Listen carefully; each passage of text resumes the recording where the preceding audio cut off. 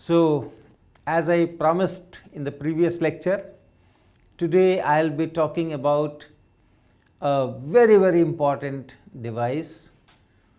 This semiconductor physics is largely contained in this device. If you understand this device, which is called p-n junction, then it is very easy to understand many of the devices which are based on this basic unit of p-n junction. So, what is that? As the name indicates, you should have somewhere p-type doped semiconductor, you should have somewhere n-type doped semiconductor, and then they should meet to make a junction. But it is not that you take two semiconductors and join them to make a junction, one p-type and one n-type. You start with the same material, same wafer. If I talk in terms of silicon, the first thing is that you should have a very pure silicon material, and there are processes, well controlled processes by which you can grow very pure monocrystal silicon, and then they make some kind of cylindrical tubes or not tubes, discs, cylinders, solid cylinders, and then you can cut wafers of appropriate size. The impurity level has to be very slow if you want to make devices out of it, electronic devices out of it, and that impurity level must be, let us say, less than 1 part in 10 to the power 10. So, that is the starting material, and with this starting material, the first thing is this entire wafer is made either p-type or n-type, this whole thing. So, let us say we make it p-type. To make it p-type, you have to diffuse trivalent impurity like boron or something. So, it goes there. Here also you have very controlled processes. There are several processes by which you diffuse these impurities, and at the end you retain that silicon crystal. Silicon I am taking as our model semiconductor. In any kind of semiconductor you have to do all this processing, and so through very controlled processes without finally disturbing that crystal structure, you have to put these impurities at those lattice sites. So, this whole thing becomes p-type, and once this whole thing becomes p-type, after that you, in a very controlled fashion, you diffuse n-type, and for that some pentavalent impurities like arsenic or antimony. So, that is now diffused in a much more controlled manner, so that it goes only up to some depth. So, this side still remains p-type, but here dopants of pentavalent impurities are driven into this, they are diffused into this in a larger concentration. So, this side becomes n-type and this side remains p-type. So, you have p-type here, you have n-type here, and this is the junction. This is that junction. So, this is p-n junction, and if you want to use it for external world, you should have metallic contacts from where you can connect wires and put this into circuits. So, very controlled fashion, once again part of that metal is deposited, aluminum or some metal is deposited either on the back side or on the front side itself. You can have a P here and metallic contacts. So, for our discussion, I will be drawing this part of, let us say, this part of this system. So, I will write it, or this part of the system. So, I will show it in the diagram many times, maybe 20 times, a p-n junction as a rectangle like this, and then a line in between, and then one side is n side, one side is p side, like that. So, what I will be actually showing is this portion, this is n-type, this is p type, here is the junction, here is the metallic contact, here is the metallic contact. So this is I represent this as a metallic contact. You will assume that you have a metallic contact here, you have a metallic contact here. So this is the situation. Now if you do create this kind of a p-n junction, it is an absolutely unstable situation, because this is n type. What does it mean? It has huge number of electrons, large number of electrons, conduction electrons. Because of those pentavalent impurities, you have large number of electrons here, conduction electrons here, free electrons here, and you have some holes here. You have some holes here in between, small amount. Remember, n E into NH, that is fixed, Ni square. And for a ppm type doping, we had calculated that the number of holes reduces to few thousands per centimeter cube, but they are still there. And similarly on this p side, this is p type semiconductor here, so you have a large number of holes.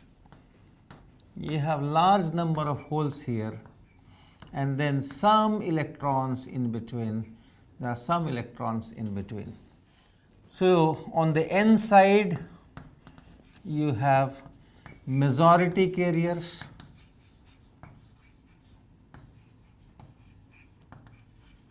that is E electrons, and minority carriers,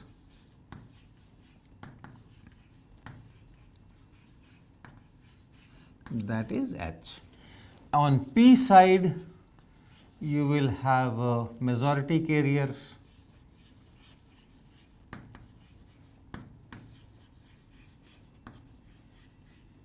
that will be H, and minority carrier,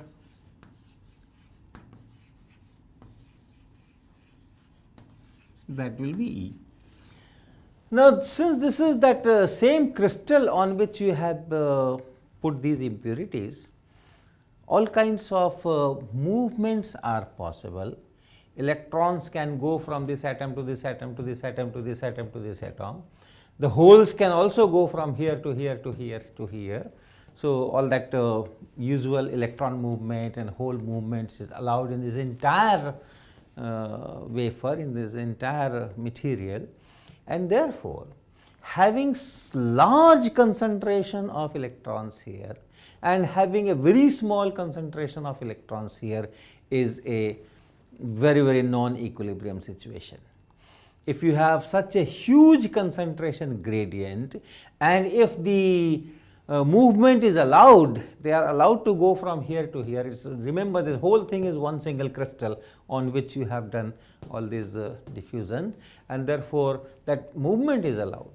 So if you have concentration gradient, you have large concentration of electrons here and very small concentration of electrons here, naturally there will be a systematic flow of electrons from the higher concentration side to the lower concentration side.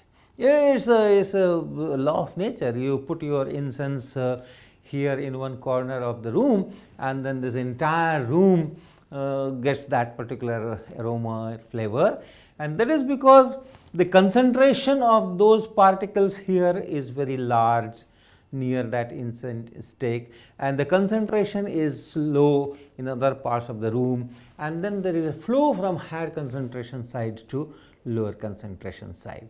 So if this is the situation, you will have a systematic flow, we call it diffusion, systematic diffusion. Diffusion itself is some kind of systematic flow. So of electrons in this picture, it will be from left to right, and of holes in this picture, it will be right to left. And keep track of what is happening in the actual crystal. This is the diagram on which we make, but if you think of actual silicon crystal, keep that also in mind, so that that physical connection is not lost. So, you have all those silicon, right, all those silicon atoms. Then at some places, if it is n type, you have put those impurities, and because of that you have those electrons, extra electrons, which are in the conduction band, and they are going here to there to there to there. They are just going randomly, changing atom to atom, atom to atom, and so on. So, in the process they are going from this side to that side to this side, but since the concentration of electrons is large here, the number of electrons which are going in a given time from this side to that side, this side to that side, will be much larger than what can come from the other side, and hence there is a net flow. And similarly, holes. If you have holes here, if you have large number of holes here, some holes can diffuse to this side. Hole diffusion, you remember, the bonded electron breaks from here, and then there was already a hole here, a broken bond was here. So, a new bond is broken here, and the electron, bonded electron, goes there, and the hole is filled here. So, this hole is gone from here and new hole is created here. We say that this hole has diffused. So, since large number of holes are there, once again the diffusion of holes from right to left in this figure will be much larger than the diffusion of holes from left to right, and hence what will happen? Hence you will have a charge density appearing. Remember, when you dope n type or p type impurities, the charge density does not change, it remains 0 in the entire thing, because whatever you dope is neutral. The wafer is neutral, the dope atoms that you are doping, they are also neutral.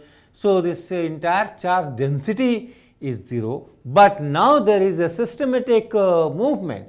Electrons going from left to right, what will they do? They will create a negative charge density here, and then these holes going from right to left, that will create a positive charge density here. Electrons leaving itself is creating positive charge density. So, both ways, holes coming from here, electrons going from here, both ways you will have positive charge density on this side and negative charge density on this side. So, you have a charge appearing rho which is positive, okay, rho which is positive here, and a charge appearing here, rho which is negative.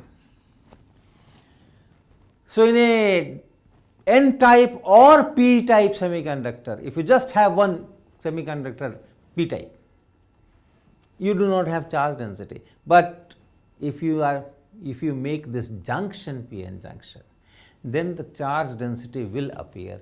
You will have positive charge density on one side, negative charge density on other side. But this thing does not extend up to the end. Close to junction this will happen, and away from the junction the situation is still neutral. So, this charge density appears only in a small portion which is close to junction. Why? That is because once the charge densities are there, you will also have an electric field. Okay? If the positive charge density is here, negative charge density is here, you will have an electric field like this. And this electric field will oppose diffusion. Okay? If the electrons are trying to come from left to right and the electric field is also in the same direction, the force on the electron is in opposite direction, negative charge, and therefore, that force will resist diffusion, will oppose diffusion. Similarly, holes coming from right to left, holes behave like positive charges. So, the force, well, you understand, holes behave like positive charges of certain mass, and therefore, we can still talk of force on the hole and all those things, but that force on the hole is in the direction of the electric field, that is towards right. Holes are trying to go towards left. So, this will be opposed by the electric field. And then there are some other processes I will be talking about. So, ultimately this charge density which appears here, all that happens close to this junction, say in a layer like this. Now, if the electrons are coming to this side and the holes are sitting here, these electrons will have a good probability of filling up these holes. So, the electron which has come, the charge carrier, the negative charge carrier electron which has come from left to right, finds so many holes there, and therefore, one or the other hole will definitely invite it, and it will accept that invitation gladly, and then it will go and fill that hole. What will happen? That electron, suppose this electron has gone from here and it meets this hole, it fills this hole. So, now there is no hole and there is no conduction electron, that pair is gone. Similar thing will happen everywhere. Holes which are coming to this side, they will also combine with the electron. What does that mean? Holes are coming from this side, that means a bond is broken from here and this hole comes and fills that, and then okay, hole is created here. So, it's this electron goes from here to here, this broken bond is filled by this electron, and therefore, this hole has gone from here, it has come to this side, and then this electron has filled that hole. So, that is also over. So, in that same fashion, you will have no charge carriers left. The electrons which are diffusing to the right, because of the large hole density there, they are trapped, and then if there are holes left, more electrons will come, and this width will be adjustable. So, as many holes are here, as those many electrons will go from this side and fill, and both ways, from this side to that side to that side. So, what you find is, yes, there are charge densities, but you do not have charge carrier density. Okay.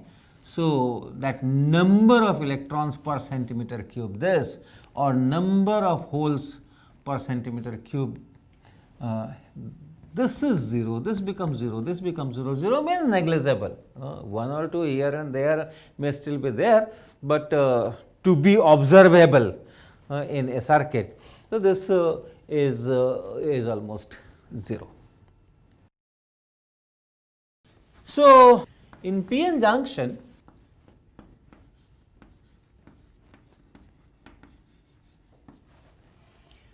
charge density appears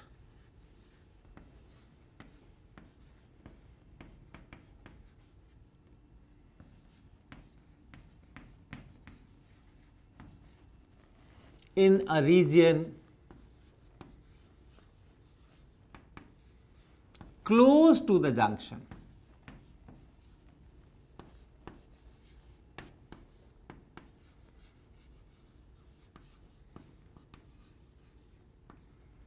Right. So, close to the junction, there is a region in which charge density appears. On n side, you have positive charge density. So, this is 1, and then on n side, rho is positive, and on p side, rho is negative. And another interesting thing is, in this region,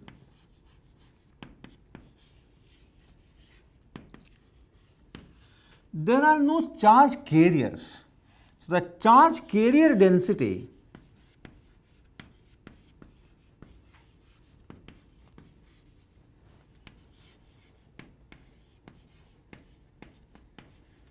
that is almost 0 for all practical purposes. Ne and NH, they become 0 only in this region, Okay. So, this particular region is known as depletion region. This is called depletion region. this is the region which is depleted of charge carriers. It does not have charge carriers. That is why it is known as depletion region. Now, what is the width of depletion region? How much will be this width? That depends on the concentration of the dopants. Okay. Remember, the dopants are there. This is N type up to here. From here to here, this is N type, and P type from here to here. So, although there are no charge carriers, this is still N type material. So, we have diffused those pentavalent impurities here. So, although the charge carriers are not there, the conduction electrons are not there, the holes are not there, but still those pentavalent impurities that we have put in, arsenic or phosphorus, they are still there, they are distributed in this entire region. This is still N type region. And similarly here, although there are no charge carriers, no holes, no electrons, but still it is P type. So, the width of this depletion region on the left of the junction and on right of the junction, that will depend on the concentration with which that dopants was put there, the impurity concentrations. All right. So, N type is we call it donor ions. So, ND, donor ion concentrations, the one we have doped.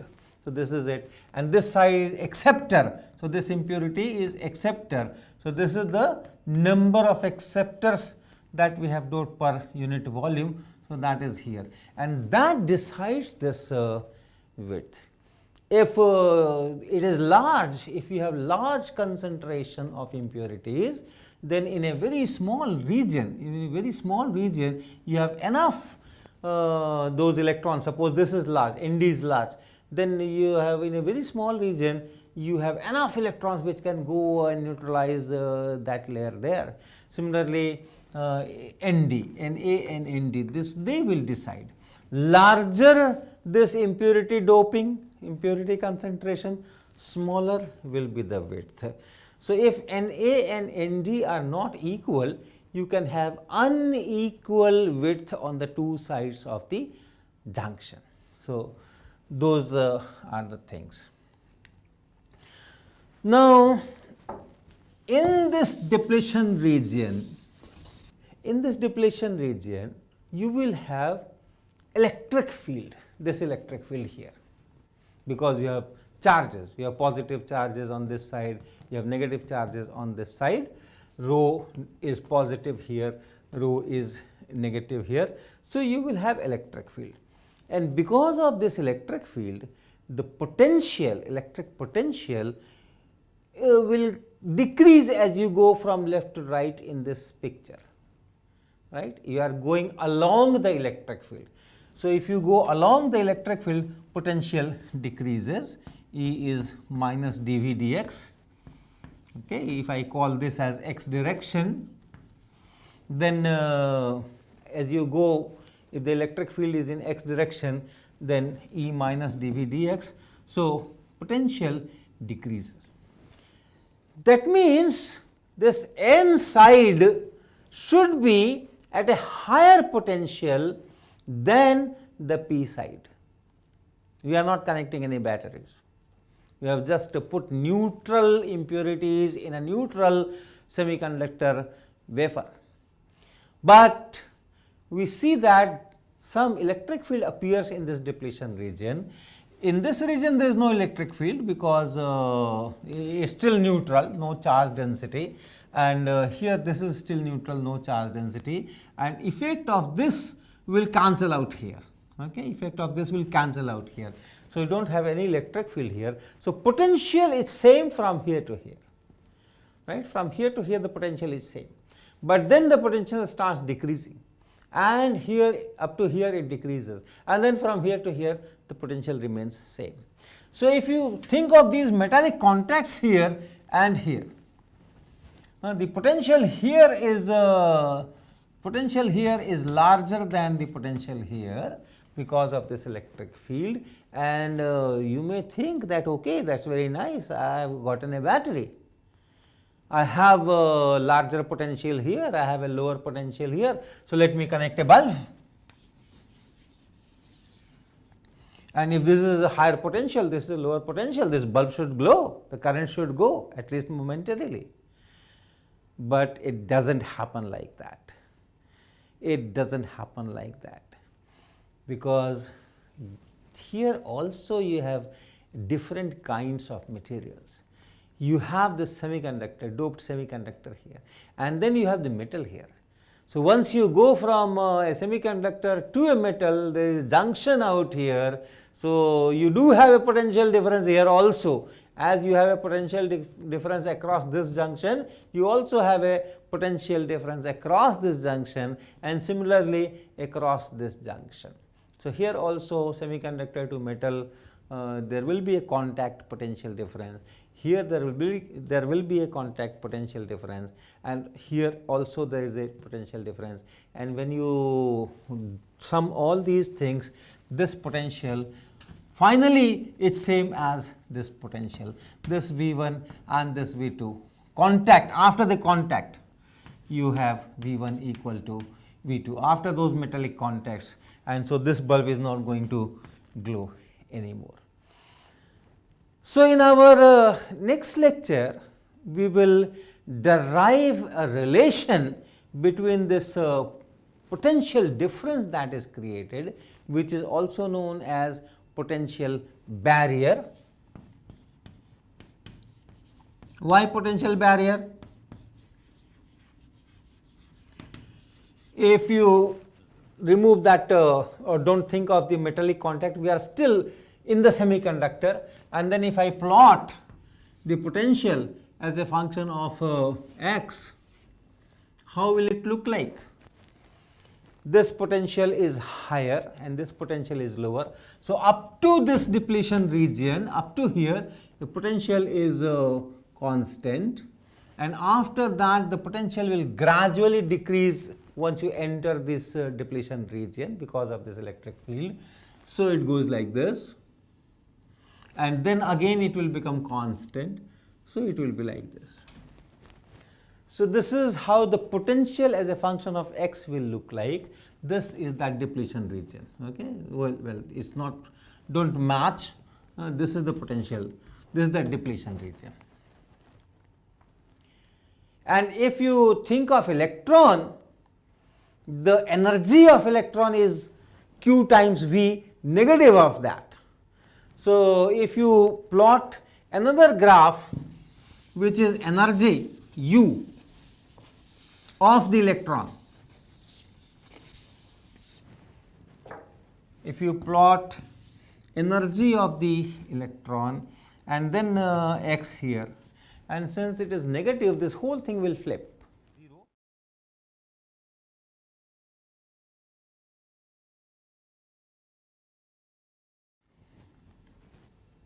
Okay.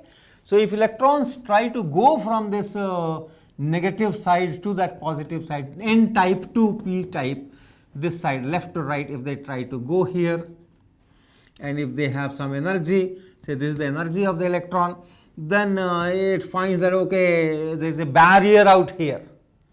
There is a barrier out here. If the electron has this much of energy, then okay, then this electron can go into this region. But if the electron is having this much of energy, it cannot penetrate in this, at least classically. So this height, this difference is known as, or same as this difference. The units are different. This is voltage, this is energy. So this difference is known as potential barrier.